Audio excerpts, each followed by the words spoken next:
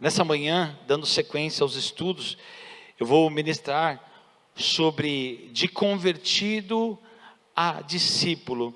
O discipulado, de acordo com a Bíblia, é o processo de seguir a Cristo, aprender com Ele, viver segundo os seus ensinamentos, tornando-se cada vez mais parecido com o apóstolo Dirceu. Não? Mas é bom também parecer com ele. Mas se tornando cada vez mais semelhantes ao nosso Cristo. E há uma diferença em sermos convertidos, fazermos parte de uma igreja, de uma religião, de alguma coisa assim, e sermos discípulos de Jesus. Há pessoas que entregam a vida ao Senhor, elas se convertem, elas entendem que são pecadoras, elas se arrependem dos seus pecados porque elas ouviram as boas novas de Jesus e elas se entregaram, falaram: Senhor, realmente eu sou pecador, eu sou pecadora, e eu entrego a minha vida ao Senhor. E ela começa até frequentar uma igreja, talvez até aqui, ela começa a fazer parte de uma igreja, passam a frequentar uma denominação, às vezes até defender uma placa, mas alguns não se tornam discípulos, se tornam participantes de uma igreja, se acostumam a ir numa escola bíblica, a ir num culto, a ir numa reunião de oração, mas vivem uma vida espiritual rasa. Esse é um perigo muito grande, de até entregarmos a nossa vida para o Senhor, fazermos todo aquele processo, mas ter uma vida rasa, uma vida superficial, uma vida de cristã fraquinha, medíocre. E o inimigo, ele tem roubado muita gente, irmãos, porque elas não se aprofundam em Deus, não se dedicam, por exemplo, num tempo de qualidade com Deus em oração diária. Se nós fazemos parte de alguma família, todo mundo faz parte de alguma família, né? Nasceu num lar, etc. e tal. E às vezes hoje você tem a sua própria casa, sua própria família. Mas para a gente viver bem em família, a gente precisa dar tempo de qualidade. E com Deus, nós precisamos falar com Ele. A oração é falar com Deus. Não são rezas, né? Ele até diz: olha, quando vocês forem orarem, façam assim, assim, assim, né? E ele diz: não faça com repetições vãs, não é com coisas decoradas apenas, porque a oração é falar com o nosso Pai, é falar com o nosso Senhor. Mas há pessoas que, mesmo sendo cristãs, tendo entregue a vida ao Senhor, elas não param o seu dia, o momento do seu dia, para falar com o seu Salvador. Acorda atrasado, sai correndo, atropelando tudo e todos, chutando o cachorro: sai da frente, eu estou atrasado. E não fala com o Senhor, não tem um tempo de oração com Ele. Outros não se dedicam à palavra. Muitos cristãos, eles estão assim, muito em busca de um profeta. Ô Senhor, manda um profeta falar comigo, eu estou precisando saber tal coisa. Né? Mas a palavra diz assim: bem-aventurado é o varão que não anda segundo o conselho dos ímpios, não se detém no caminho dos pecadores. Você conhece, né? Vamos falar comigo? Nem se assenta à roda dos escarnecedores. Antes, tem o seu prazer aonde? E na sua lei? Na sua lei medita de dia e de noite. Eu vou mexer com uma pessoa aqui. Tiagão, quantos anos de vida você tem? 39. Já leu a Bíblia quantas vezes? Mais de idade. Tiago disse que ele já leu mais a Bíblia do que ele tem de idade. Tem 39 anos, ele não diz quantas vezes mais, mas já leu a Bíblia mais do que tem de idade. Isso significa que teve um tempo da vida dele que ele não lia, né? Até os 5, 6 anos talvez você não lia. Então, você tirou o atraso, né, lendo talvez 2 vezes no ano, para chegar a ter hoje lido a Bíblia mais do que tem de idade. Isso é uma coisa sensacional, incrível. Isso é paixão pela leitura, pela palavra, porque, irmãos, Deus nos confronta aqui, ó. Ele confronta de outras formas também, né? Às vezes você está lá orando, ele dá aquela puxada de orelha. Às vezes ele manda alguém realmente falar com a gente, dar uma puxada de orelha. Mas quantas vezes nós estamos aqui, ó, e ele abre os nossos olhos, nos faz entender, nos faz ver que estamos num caminho errado ou num caminho certo. Então, esse aqui é o manual de vida do cristão. Mas cristãos que se convertem e não têm prazer na lei dele. Dependem de um culto de domingo para ir lá ouvir uma palavra, dependem de uma pregação no YouTube, depende de coisas dessa natureza, mas ele mesmo ou ela mesmo não tem prazer na lei do Senhor. E aí vai ficando um convertido, mas de uma qualidade fraca. Não tem tempo para o Senhor. Não tem tempo para se consagrar, para ficar diante dele, para ficar em oração, leitura da palavra, se possível, até jejuns. E, irmãos, não tem como a gente falar com o Senhor de vez em quando. Tem. Quem trabalha secularmente aqui, tem patrão, chefe, tudo, essas coisas. Levanta a mão assim. Tem como você chegar lá na empresa, e o seu chefe está ali, vamos dizer que o Norina é meu chefe. Tem como chegar lá na empresa, e o chefe está aqui e eu passar assim? Sem falar com ele? Tem? Até tem, só que não sei quanto tempo dura esse emprego, né? A gente fala com todo mundo, a gente sai, encontra o vizinho, bom dia, a gente fala com todo mundo, né? A gente precisa se relacionar até com as pessoas que não são muito legais e tudo mais, e muitas vezes, cristãos, pessoas convertidas, elas não conversam com o Senhor, só na hora da crise. Deu uma crise, a coisa deu ruim, aí ela corre lá e fala, Senhor me socorre e tal, ela lembra de Deus, né? Mas o Senhor espera mais da gente. O Senhor não espera de nós apenas pessoas convertidas, pessoas que não têm compromissos com a igreja, não têm compromissos com o culto. Isso é muito sério, irmãos, porque não valorizam o congregar. Na congregação, é nesse tempo aqui, em que Deus muitas vezes se manifesta, toca na vida da gente, e de uma forma que, pelo menos já aconteceu comigo, eu creio que com vocês também, algumas coisas que Deus fez aqui no nosso meio, nunca aconteceu na minha vida, lá em casa, com Deus. É o mesmo Deus, mas é que na comunhão, o Senhor ordena a bênção e a vida para sempre. Ele disse, não deixa a sua congregação como é costume de alguns, porque há pessoas que não valorizam esse tempo de adoração.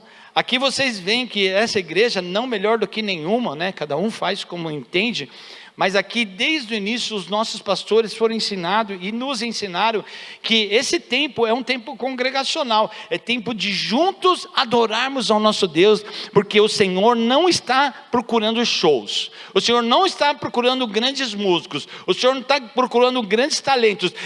Diz assim, o Pai procura adoradores que o adoram. Ele está procurando adoradores. Então aqui, nesse lugar, a gente tenta passar para nossas equipes que esse é um tempo de adoração conjunta.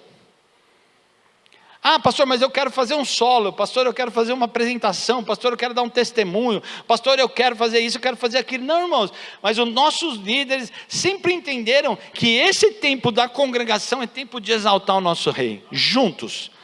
Afinados, desafinados, com compasso, sem compasso, do jeito que a gente sabe, a gente se une, essa voz linda, né? Essa voz poderosa do povo, ela sobe e ela toca o trono de Deus.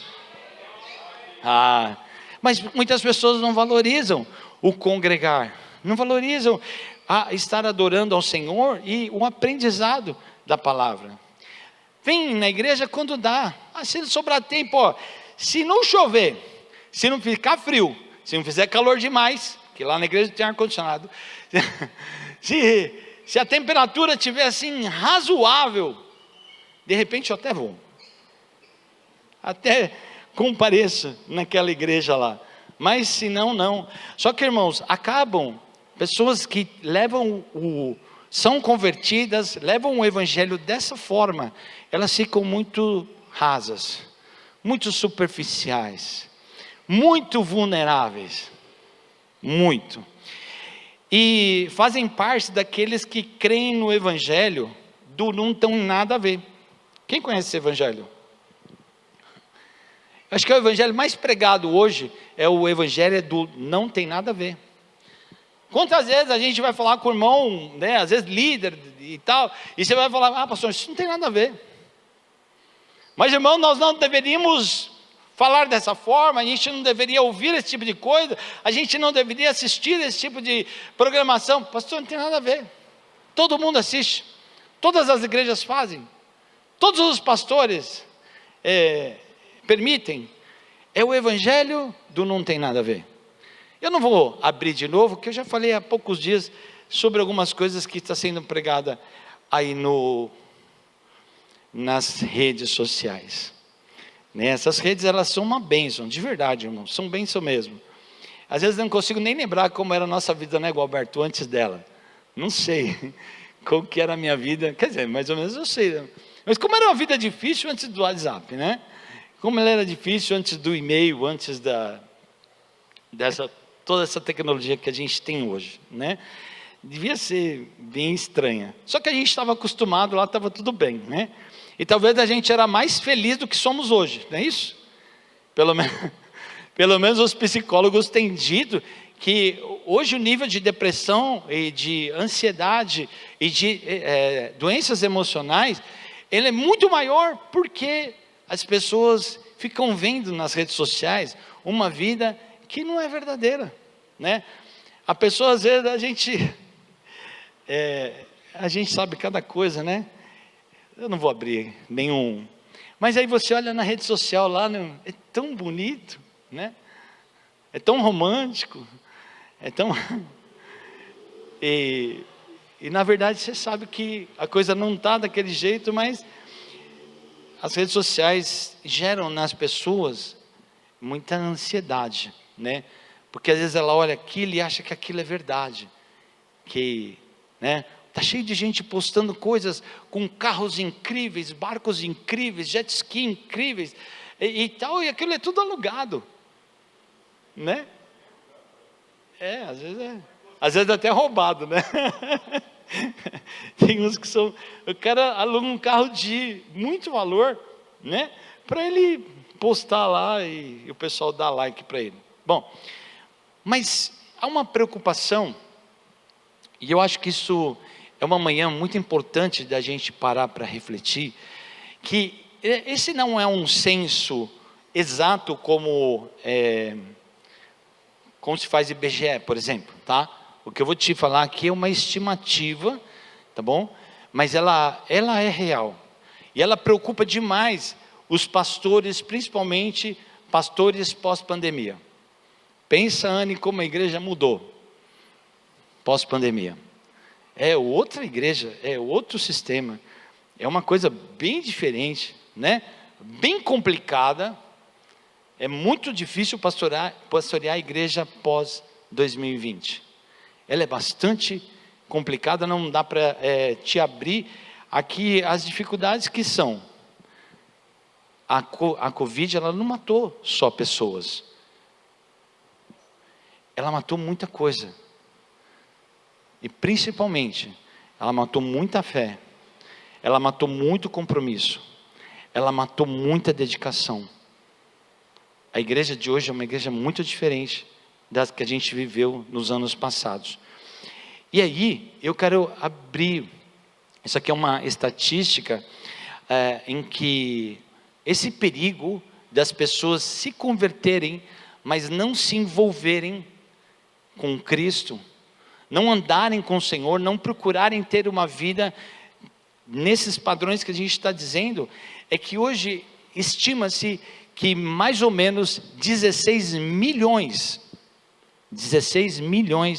de pessoas estão desigrejadas. No Brasil só, tá bom? É muita gente, não é? Então se fala, se dão muitas estatísticas de quantidade, de percentual de cristãos e tal, mas há muita gente, irmãos, que hoje, pastor Nilo, elas dizem assim, eu vou servir a Deus aqui em casa mesmo, fico aqui em casa, faço minha oração, minha leitura, que eu vou servir a Deus aqui de casa. Estão desigrejados, ficam assim, ó, quer ver? Deixa eu assistir esse aqui. Ah, não gostei não. Empurra para a próxima página. Esse aqui está falando alguma coisa que... Ah não, esse aqui está me confrontando.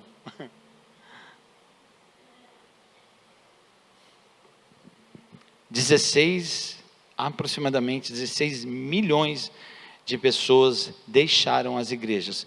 Por isso que eu estou te falando, a questão da igreja pós-Covid, isso aqui é uma parte muito séria da igreja pós-Covid.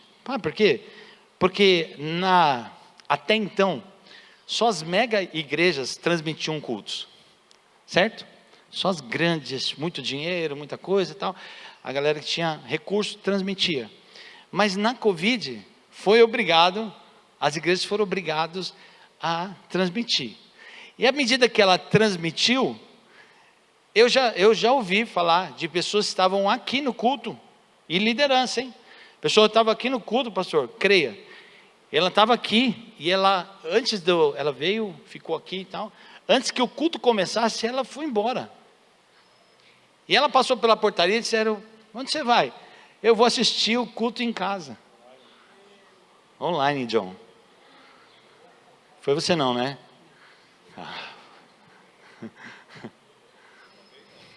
Você já pensou? A pessoa está aqui dentro, ela vai para casa para assistir o culto lá. Foi você? Ninguém quer ser o dono dessa proeza, né?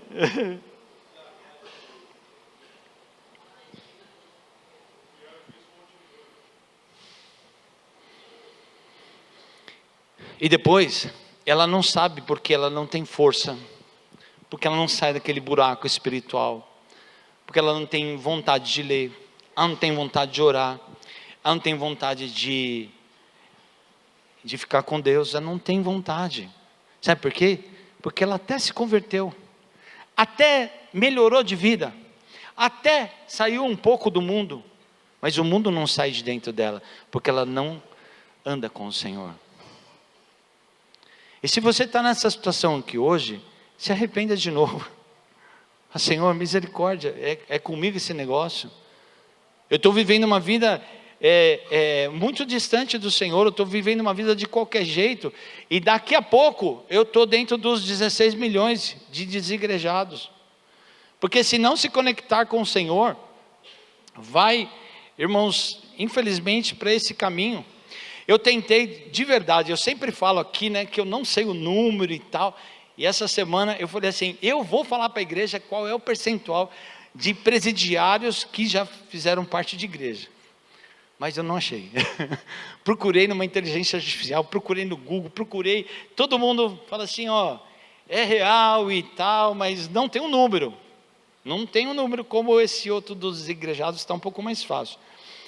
Mas eu já ouvi assim, em reunião de pastores, eles dizerem, né, por isso que eu estou falando, é ruim falar percentual, porque, né, mas eu não estou dizendo que é isso, tá? Eu só estou vendendo uma ideia aqui para você. Mas eles, em reuniões de líderes, eu já vi algumas vezes eles falarem, em que mais de 60% das pessoas que estão aprisionadas hoje, um dia estiveram dentro de uma igreja. Eu não estou dizendo que elas foram convertidas em nada, mas às vezes foram filhos de cristãos, né? E elas sempre saíram. A juventude, muitas vezes, ela quer experimentar o mundo, né? Quer experimentar coisa lá fora e tal.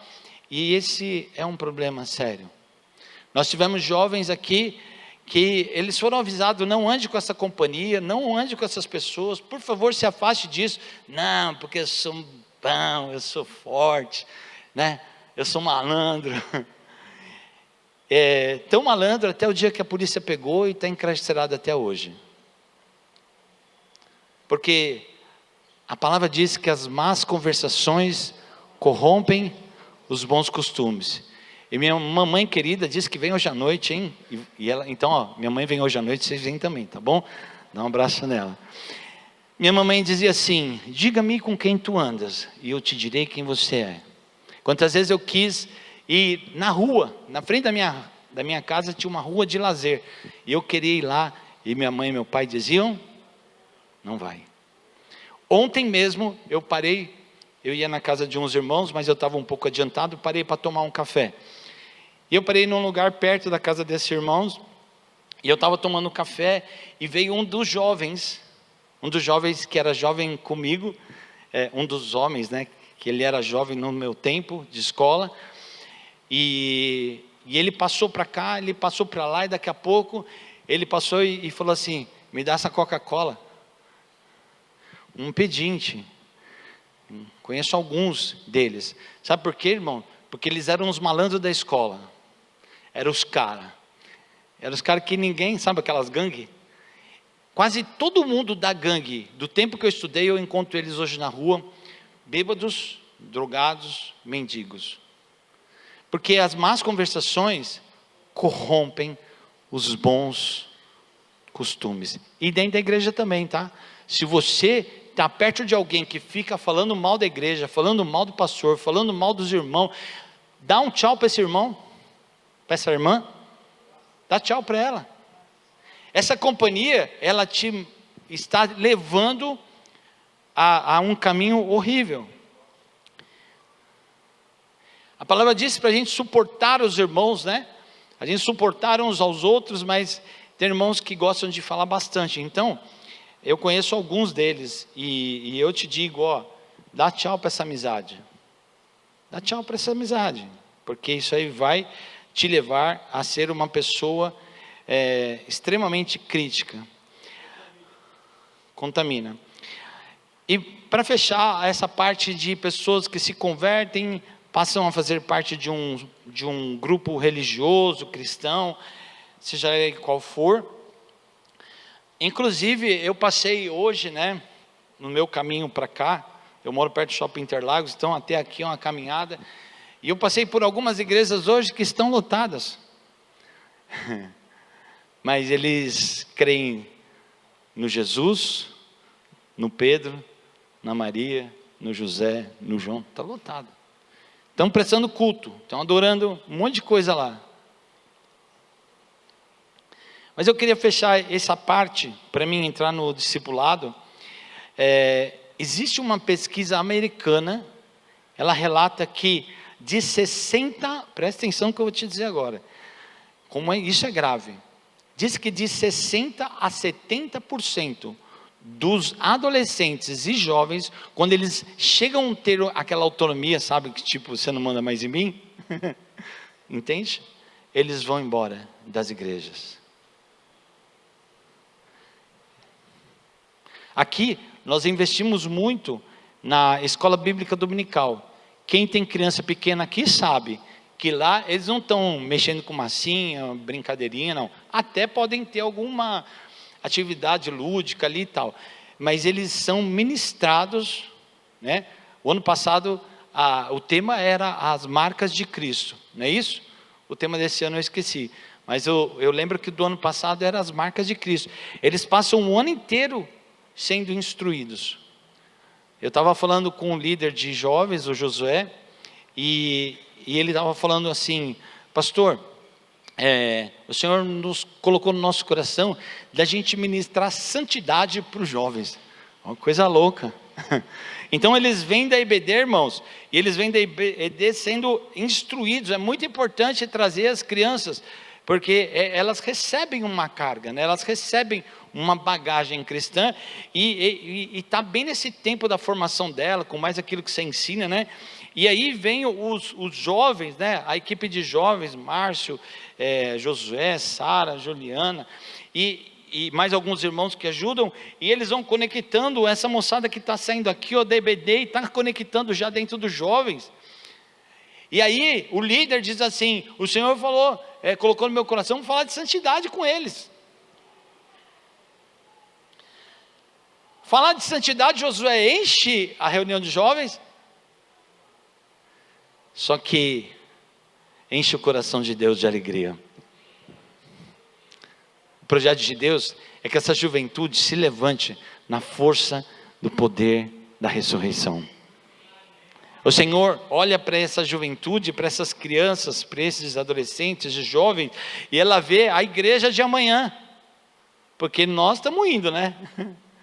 A gente está indo embora, mas Deus está preparando uma geração que vai continuar a obra dele. Essa igreja está até hoje aqui, porque Deus vai levantando gerações para trabalhar, senão já tinha acabado há muito tempo, e tantas outras, né? Mas é uma preocupação, e isso aqui é estatístico. Americanos sabem que eles amam uma estatística, né? E a estatística é essa real, em que 60% a 70% dos jovens, eles vão embora da igreja quando eles têm uma certa autonomia de vida. Tipo, meu pai não manda mais em mim, minha mãe não consegue me segurar, eu vou embora mesmo e tal, e pau, chuta o balde. E sabe por que isso, Rafa? Porque muitas vezes eles não tiveram uma experiência com Deus. Eles tiveram uma vida numa família cristã, e às vezes não muito boa também, né?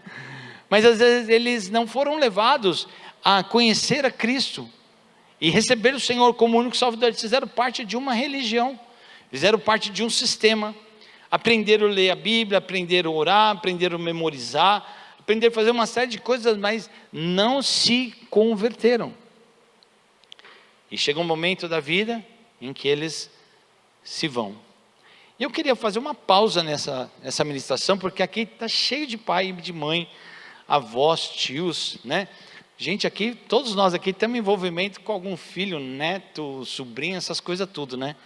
E eu queria que você me ajudasse, né? A gente estava nesse tempo aqui de louvor, e veio isso ao meu coração, que a gente ministrasse sobre a vida deles. Eu queria te convidar agora para você ficar em pé e usar da autoridade que Deus deu a você, para você clamar por essa juventude que o Senhor está levantando aqui. Amém? O Senhor está levantando, e muitos deles são seus filhos, são seus netos, são pessoas que você cuida. E o Senhor, para que o Senhor proteja o coração dessa juventude, ore pelas crianças, pelos juniores, adolescentes, jovens, e deixe o Espírito de Deus ministrar o teu coração agora sobre essa geração, que é a igreja de hoje e será a igreja de amanhã. Você pode levantar sua voz com autoridade agora e começar a clamar pela vida deles, na autoridade do teu nome, Senhor. Nós clamamos, Senhor, por essas vidas, Pai. Nós clamamos, Senhor, por essa geração.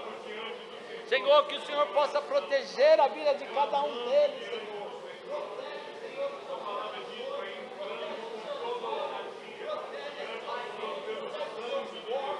Protege, Senhor, principalmente a sua alma, as suas almas e os seus espíritos sejam protegidos por ti, Senhor. Protege com a tua proteção.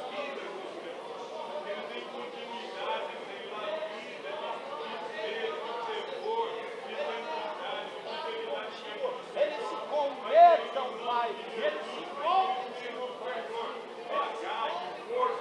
e vivam, Senhor, a vida que o Senhor planejou. Que, Senhor, essa geração possa viver.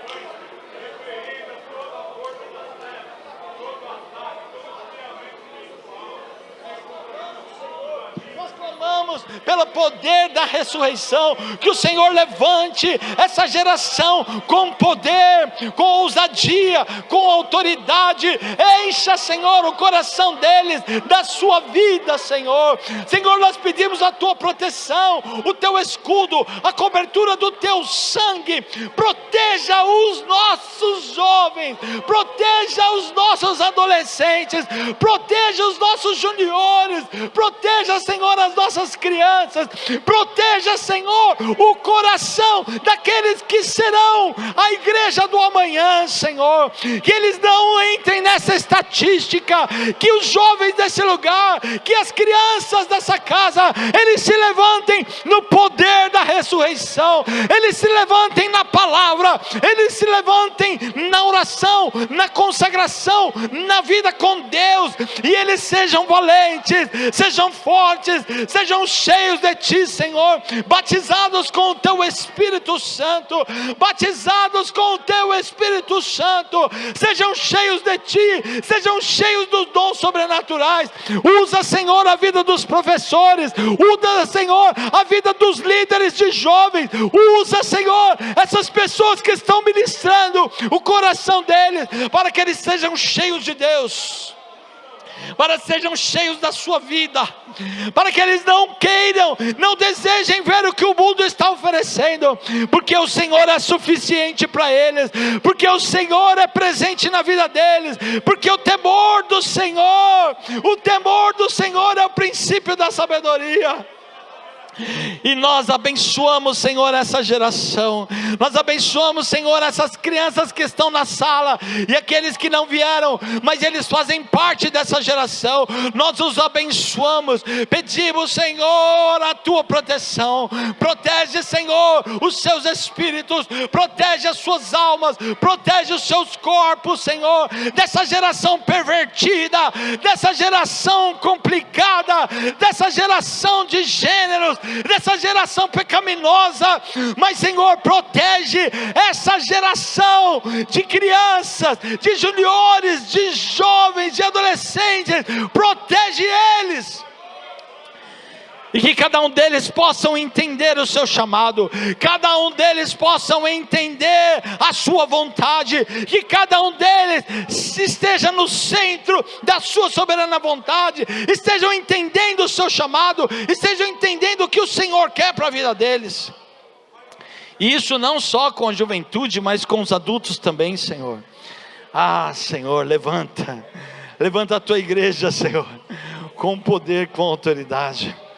Uma igreja cheia do teu Espírito, uma igreja cheia do teu Espírito, uma igreja cheia do teu Espírito, uma igreja cheia da vida de Cristo, uma vida transbordante, uma igreja transbordante da vida de Cristo, uma igreja transbordando da vida da ressurreição.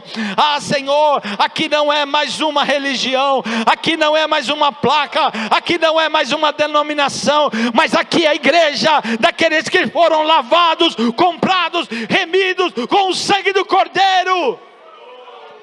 Aqueles que morreram para o mundo e ressuscitaram para Cristo. Aqui, Senhor, não são aqueles que fazem parte da igreja do pastor Dirceu ou qualquer outro, mas é aqueles que fazem parte da igreja de Cristo, a igreja poderosa de Cristo, a igreja do ressurreto dentre os mortos, porque Ele vive, nós vivemos para Ti, porque se vivemos para o Senhor, vivemos, e se morremos para o Senhor, morremos. Quer vivamos, quer morramos, somos do Senhor, somos do Senhor, somos do Senhor. Nós te agradecemos, Senhor, porque sabemos que o Senhor já ouviu a nossa oração, o Senhor já ouviu o nosso clamor, e que, Senhor, essa geração está se levantando para a glória do teu santo nome. Amém.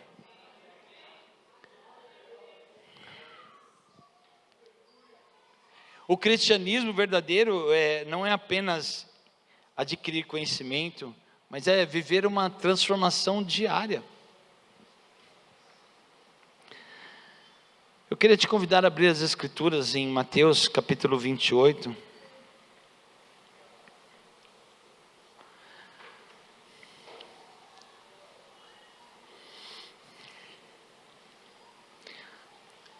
Muitas pessoas da igreja de hoje perderam o hábito, ó. Olha aqui para mim.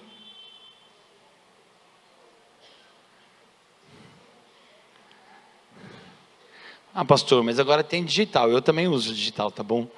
Mas seria muito legal, se você puder, traz na escola bíblica, traz a palavra do Senhor, traz ela escrita assim, ó, folha, para você folhear. Ah, pastor, mas eu não acho. Falta de costume de usar ela. Então traz ela para praticar, tá bom? O celular ajuda muito, né? A digital ajuda muito, mas essa aqui é muito boa. O Mateus 28, 16 diz assim, o título desse trecho foi colocado que Jesus aparece aos seus discípulos na Galileia. E os 11 discípulos partiram, verso 16, para a Galileia, para o monte que Jesus lhes tinha designado. E quando viram, o adoraram, mas alguns, ó, os caras que andaram com ele, meu. Tudo bem, uns chegaram e adoraram, mas outros duvidaram. Você consegue ler o 18 comigo?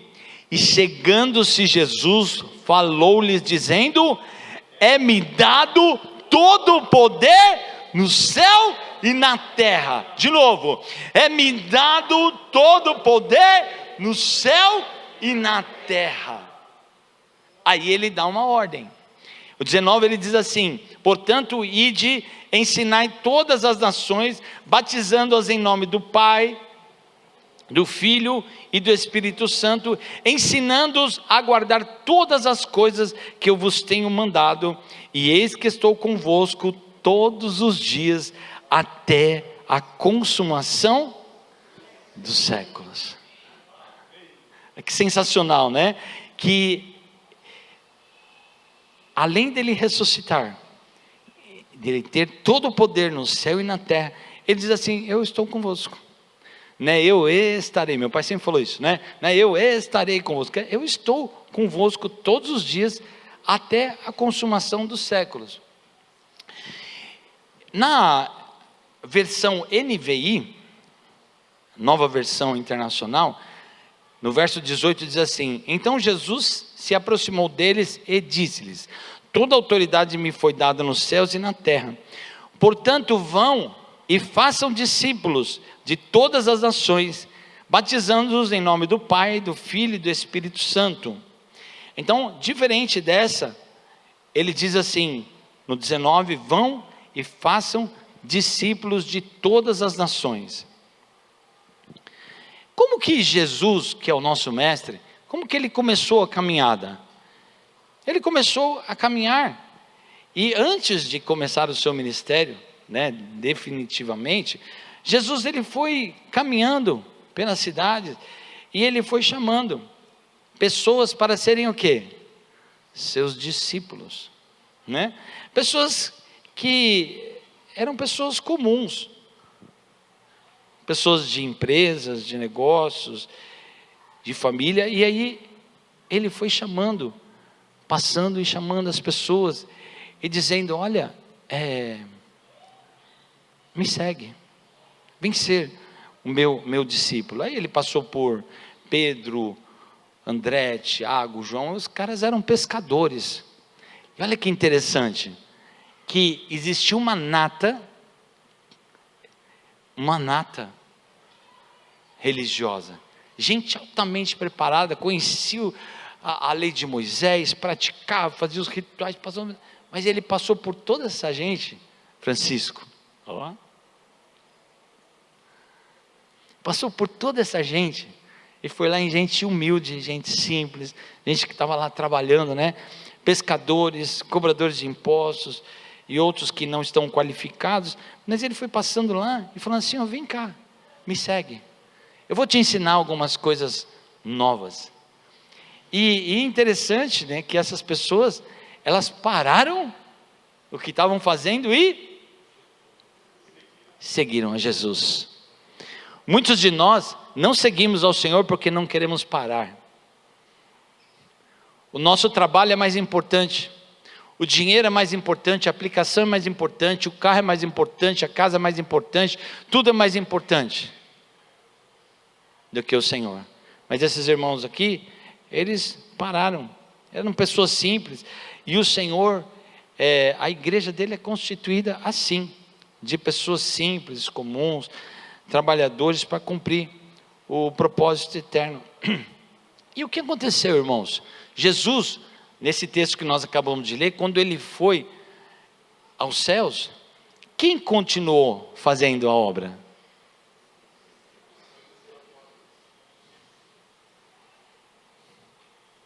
Aqueles que ele ensinou a fazer.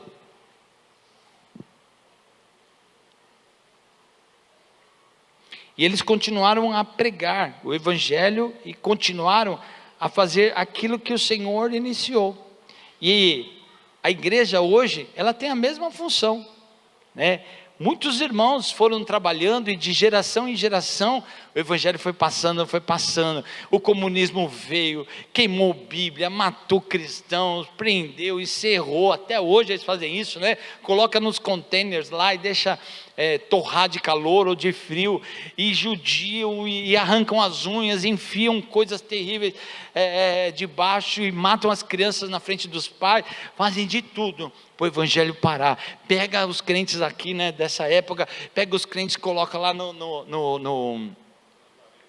nas arenas, e eles são despedaçados vivos, crucifica de ponta cabeça, serra no meio, fizeram atrocidades para que o evangelho não chegasse aqui, mas o dono do evangelho trouxe o evangelho até aqui, para essa igreja, para essa geração.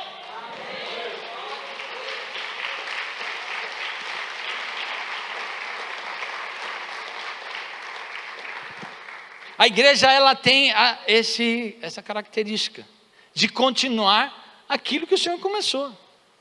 E essa aqui, né, esse manual, é um manual que foi protegedor, irmãos. Quantas unidades desse aqui eles puseram fogo já, hein? Disseram que ia acabar com a Bíblia, disseram que ia acabar com o Evangelho, fizeram de tudo já, né? E ele está aqui, ó, em muitas versões, em muitos tipos, está aqui, está de tudo que é jeito. Ele se multiplicou. Por quê? Porque o dono do evangelho é vivo.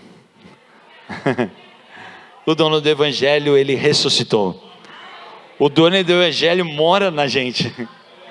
Na China, tem milhares de irmãos nossos nas cavernas, no subterrâneo.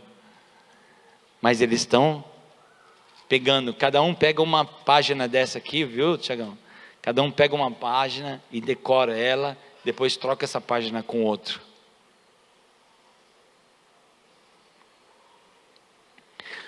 Não precisa abrir, eu só vou comentar para seguir e finalizar. Lucas 9:23 fala sobre seguir Jesus. Então ele diz assim: se alguém quer vir após mim, negue-se a si mesmo, tome cada dia a sua cruz e... Peraí, pastor, que papo é esse? É que está dizendo que nós precisamos renunciar o controle da nossa vida todo dia. O cristão não faz mais o que ele quer, é deixar de ser centrado na nossa própria vontade, nos nossos desejos, no nosso ego, é parar de viver só para nós. Para sermos discípulos do Senhor, nós temos que virar a chave.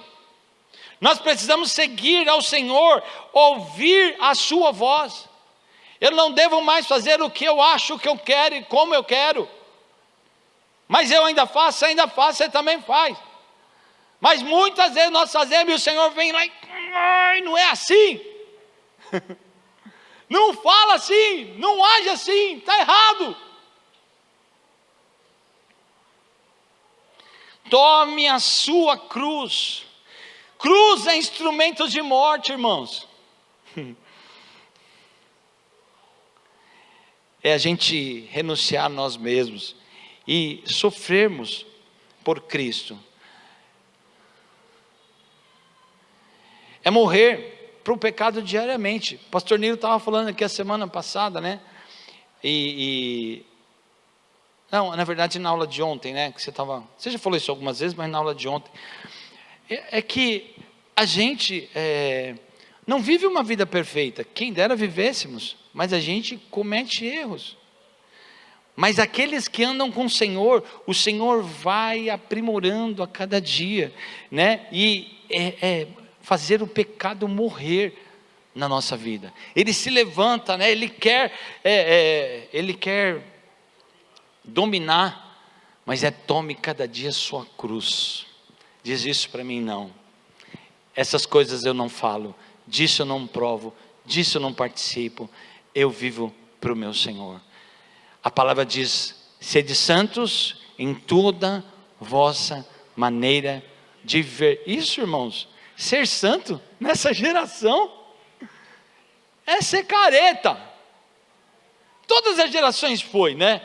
Mas essa geração aqui é a geração do tudo pode, do não tem nada a ver.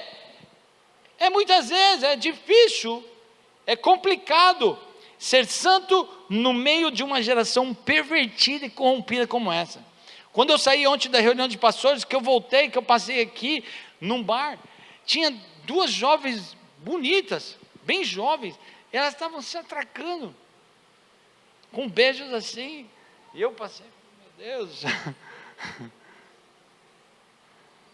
isso a gente vê toda hora, né? Mas aí você está ali participando de uma aula, e o Senhor falando com a gente falando de consagração, e aí você passa na rua assim, a coisa está feia, né? Mateus 28:20 fala sobre o discípulo, aquele que aprende e obedece. O 28:20 diz assim: ensinando-os a guardar todas as coisas que eu vos tenho mandado. Todas as coisas, não é só aquilo que me convém, né, Juarez? Não é só o que me convém. Não, essa parte aqui da Bíblia está maravilhosa para mim, mas essa aqui não, ensinando a guardar tudo, irmãos, tudo que tem no manual de vida é para nós, é para o nosso crescimento, é para a gente realmente ser discípulos do Senhor. Muitos estão buscando palavra de ensinamento para encher o seu ego, não buscam a palavra verdadeira, uma vida transformada e a vontade expressa do Senhor. Muitos estão na igreja para ficar bem de vida, estão na igreja para ter bênçãos, estão na igreja para ter cura. E muita gente, irmão, não é pouco, muita gente que recebeu essas coisas de Deus foram embora. Melhorou de vida, linha. Agora eu não tenho tempo, pastor. Agora eu preciso curtir meu jet ski, minha lancha, comprei uma lancha de 22 pés. Pastor, eu comprei uma chácara, uma fazenda, e eu preciso ver meus bois. Nada de errado de ter nada disso, irmãos, eu teria todas essas coisas. Mas a questão é que seguir ao Senhor é fazer as coisas que Ele tem mandado, e não fazer aquilo que a gente quer fazer. Quero um evangelho fácil, sabe, o evangelho que pode tudo. Pastor, mas vocês são restritivos. Irmãos, tem uma coisa que a gente não gosta aqui, é de uso e costume. Eu não gosto. Você nunca viu eu pregar sobre isso. Mas como é bom ver cristãos andando em santidade de vida. Posso ouvir um amém desse lado aí? Vive isso aqui, não use costumes e regras e coisas de homem, mas, irmãos, esse evangelho facinho, que pode tudo, que vale tudo, vai levar muita gente para o inferno. Muita gente vai chegar naquele último dia, Francisco, e vai falar assim: eu expulsei demônio, eu falei em línguas, eu evangelizei, eu. Coisas que muitas delas não são fáceis de fazer, né? Sabe o que ele vai dizer? Para muita gente, até do Parque América: não te conheço, apartai-vos de mim. Sabe por quê? Você viveu uma vida do seu jeito, para o seu ego, para a sua vontade, para tudo aquilo que te enchia. Não viveu para mim, não tomou a sua cruz, não seguiu, não foi meu discípulo, foi talvez um convertido, foi um frequentador da igreja de Parque América. mas eu não te conheço, se aparta de mim. João 8,31 fala sobre permanecer na palavra. Se vós permaneceis na minha palavra, verdadeiramente sois meus discípulos. Ixi, hoje está difícil, né? Irmã Creuza, é melhor eu parar, né?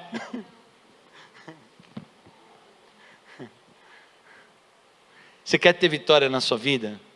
De verdade, não está no profeta, não está no pastor, não está no apóstolo, não está. Uma qualidade de vida autêntica, está onde, Francisco?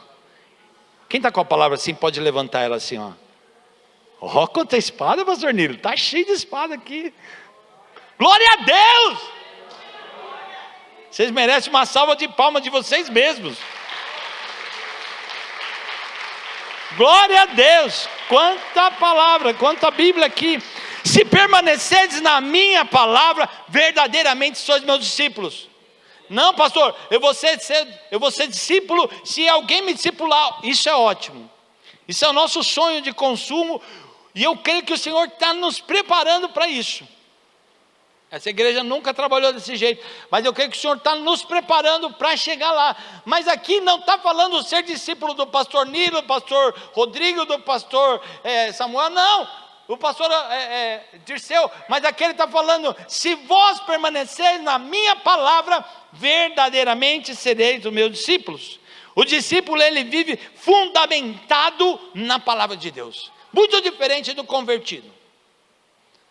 É um passo a mais, é uma transformação maior, é um compromisso mais profundo com o Senhor.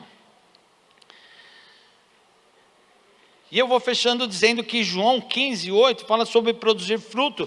Diz assim, nisso é glorificado o meu Pai, que deis muito fruto, e assim sereis meus discípulos. O cristão, ele não é só convertido, ele passa a dar frutos. E muitas vezes nós pensamos só em frutos no sentido de multiplicação. Mas Jesus é a videira e nós somos os ramos, e a gente está ligado nele. Produzir fruto representa um resultado visível de uma vida ligada em Cristo. Por isso que ele diz assim, sede santos em toda a vossa maneira de viver. Ele diz assim, sede santos porque eu sou santo. Você está ligado em mim, eu sou a videira e você é o ramo. Você está ligado em mim.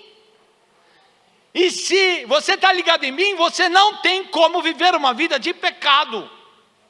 Você está ligado em mim, você tem que ser santo, em toda a sua maneira de viver. Não dá nem para falar amém, não é? Amém. Nada. Ligado nele, irmãos, fala de caráter transformado, de qualidades que refletem Deus, amor, alegria, paz, paciência, bondade e o fruto do Espírito.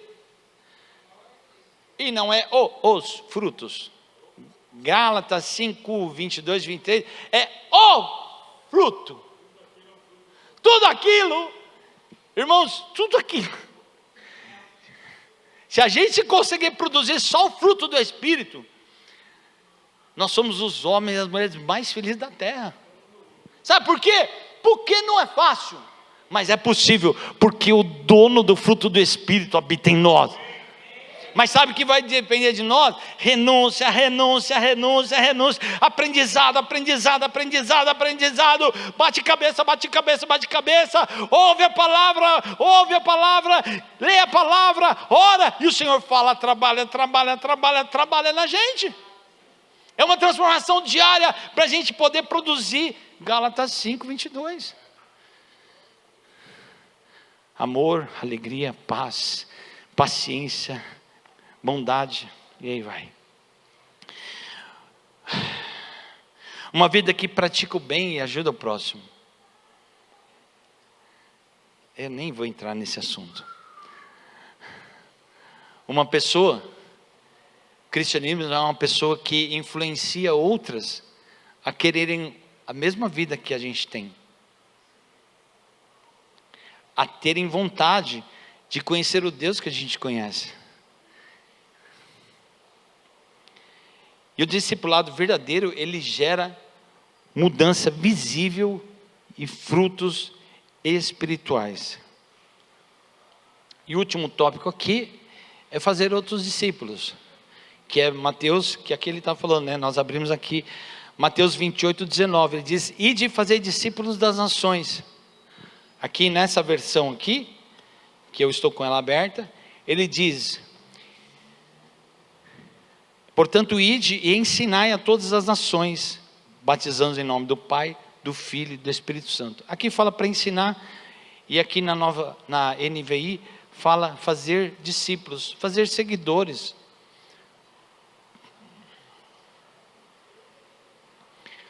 Todo discípulo é chamado a discipular.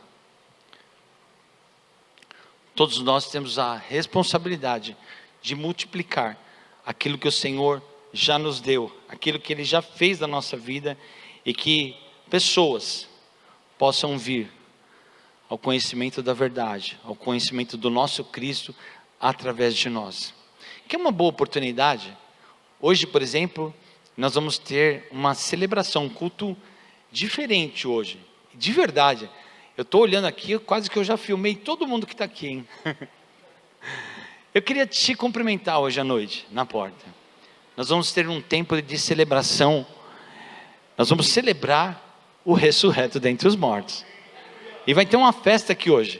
O pessoal preparou com louvor, exaltação, teatro. Vai ser uma coisa muito legal.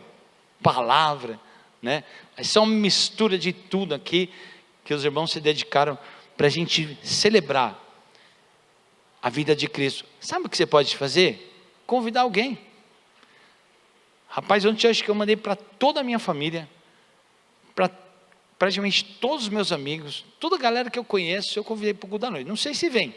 Tem alguns que falaram: estou viajando, eu estou isso, estou aquilo, tal, mas enfim, convidei uma galera para vir hoje.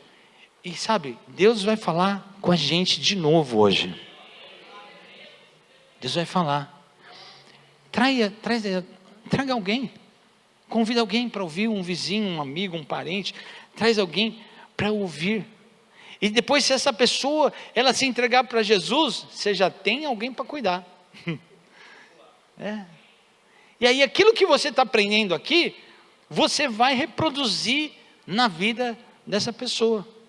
Você também e eu podemos ser discipuladores. Então, resumindo, discipulado bíblico é seguir a Jesus de verdade, e não ser só um convertido, um crente, um cristão, um religioso. Não, é seguir a Cristo, é ser transformado por Ele.